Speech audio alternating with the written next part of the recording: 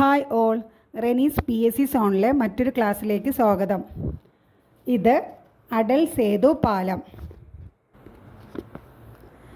2024 ജനുവരി 12 ഉദ്ഘാടനം ചെയ്യപ്പെട്ട രാജ്യത്തെ ഏറ്റവും വലിയ കടൽപ്പാലമാണ് അടൽ സേതു.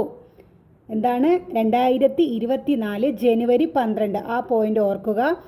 ഉദ്ഘാടനം ചെയ്യപ്പെട്ട രാജ്യത്തെ ഏറ്റവും വലിയ കടൽപ്പാലമാണ് Atal Setu. Mumbai Trans Harbour Link. എന്താണ് മറ്റൊരു പേര്? Mumbai Trans Harbour link.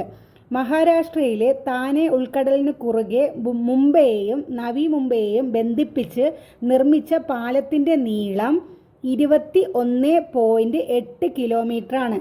എത്രയാണ് നീളം? 21.8 കിലോമീറ്റർ ആണ്. ലോകത്തിലെ ഏറ്റവും നീളമേറിയ 12ാമത്തെ പാലം കൂടിയാണിത്. മുംബൈയിലെ ഷിവ്ഡിയിൽ നിന്നും തുടങ്ങി നവി മുംബൈയിലെ നവസേവയിലാണ് പാലം അവസാനിക്കുന്നത്. മുൻ പ്രധാനമന്ത്രി അടൽ ബിഹാരി വാജ്പേയിയുടെ സ്മരണാർത്ഥമാണ് പാലത്തിന് അടൽ സേതു എന്ന് പേര് നൽകിയത്. ഇവിടെ നമ്മൾ എന്തൊക്കെയാണ് ഓർക്കേണ്ടത്?